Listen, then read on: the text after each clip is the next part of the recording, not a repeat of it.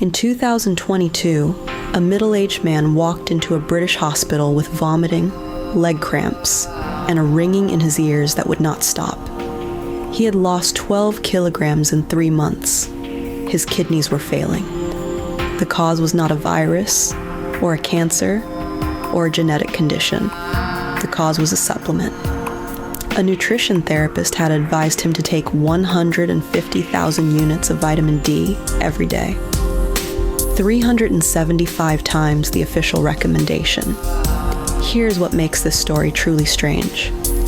That official recommendation, the one he shattered so dangerously, may itself be built on a math error, a real one, published in a peer-reviewed journal, and never corrected. Both of these things are true at the same time, and that tension between a guideline that might be too low and a culture that took correction too far is the real story of vitamin D. First, understand what this molecule actually is. Vitamin D is not really a vitamin. Vitamins, by definition, must come from your diet.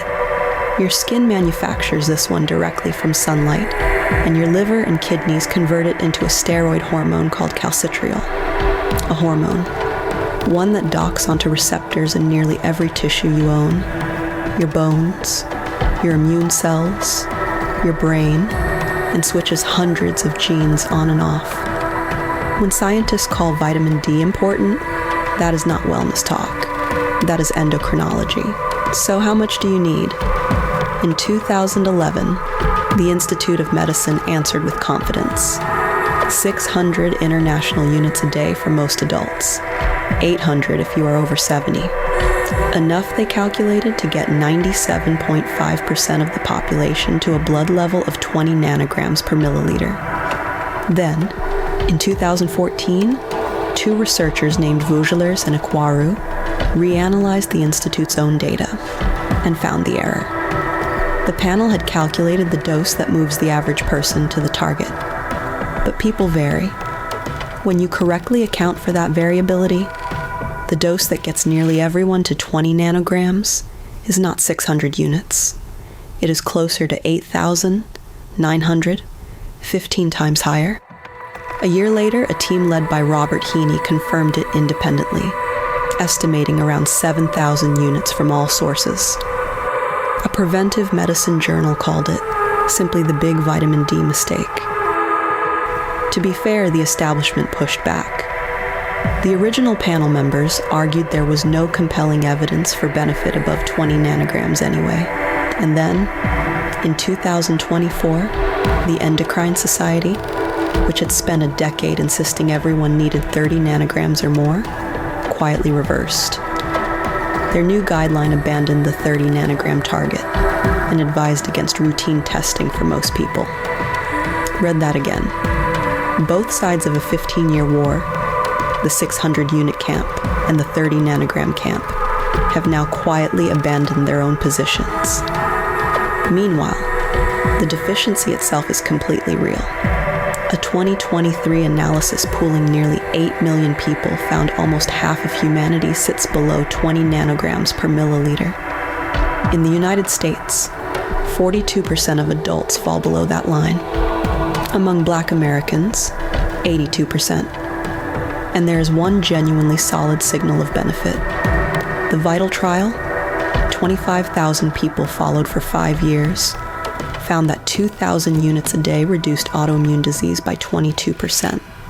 Rheumatoid arthritis, psoriasis, thyroid disease. That is not a wellness claim. That is the BMJ. So the low-dose camp undershot. Case closed? Not even close. Because the correction became a culture, and the culture has a body count. Calls to American poison control centers about vitamin D rose from around 200 a year to over 4,500. In one recent year, nearly 12,000 cases, more than vitamins A, B, C, and E combined. Influencers with millions of followers now recommend 10,000 units a day as a starting point. Remember the man from the beginning. 8 days in hospital, intravenous fluids, and 2 months before his blood chemistry normalized. Or consider David Mitchener, 89 years old, who died with a vitamin D level at the maximum his laboratory could measure. The coroner issued a formal prevention of deaths report because nowhere on the bottle was there any warning that overdose was possible. And then there are the manufacturing failures. A supplement labeled 400 units that actually contained 188,000. Children's supplements dosed at 4,000 times the label claim, leaving 2 young children with calcified kidneys. Still think 10,000 units is a safe ceiling? In 2019, researchers in Calgary randomized healthy adults to 400, 4,000, or 10,000 units a day for 3 years. At 10,000, 9% developed high blood calcium. And here's the finding almost nobody mentions. The high-dose groups lost bone density, the very thing vitamin D is supposed to protect. And what about the miracle outcomes? The big trials have now answered. Vital. No reduction in cancer or heart disease. The 2025 Vitamine trial. No benefit for memory or thinking. The Finnish dementia trial. Nothing significant. The honest summary is that vitamin D corrects deficiency, modestly reduces autoimmune disease, and does not perform miracles.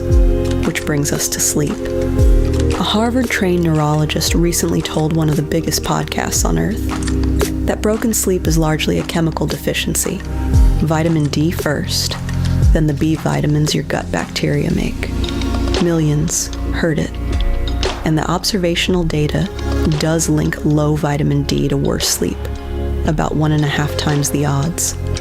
But when researchers ran the largest randomized trial on exactly this question, 20,000 units a week for 4 months, sleep did not improve. And her specific protocol, the targets, the sequencing, has never been tested in any controlled trial. Her own target blood level sits inside the zone regulators call potentially adverse. It is a hypothesis. An interesting one, but a hypothesis. So after all of this, what do you actually do? 5 things. First test. Don't guess. A 25-hydroxy vitamin D blood test is cheap, and it ends the argument for your specific body. Second, if you supplement, choose D3. The meta-analyses are clear that it raises levels better than D2. Third, respect the ceiling. 4,000 units a day is the official upper limit, and the Calgary trial suggests even that deserves a blood test if you take it for years. Fourth, remember the sun. Short, regular midday exposure on arms and legs remains the way your body was built to make this hormone, though dermatologists and public health agencies still argue about how much is safe. And fifth, know the warning signs of too much. Excessive thirst, nausea, confusion, frequent urination. If a supplement protocol is making you feel worse, that is data. The lesson of vitamin D is not that the experts lied or that the influencers are right. It is that biology resists slogans. A hormone this woven into your body was never going to have a one-line answer. The dose makes the medicine, and the dose makes the poison. And the wisest sentence in nutrition science might be the boring one. Measure, then act. If this video saved you from a mistake, in either direction, like it, subscribe to the Science of Wellness, and share it with someone who takes a handful of supplements every morning. Your support keeps this channel asking the questions the slogans skip.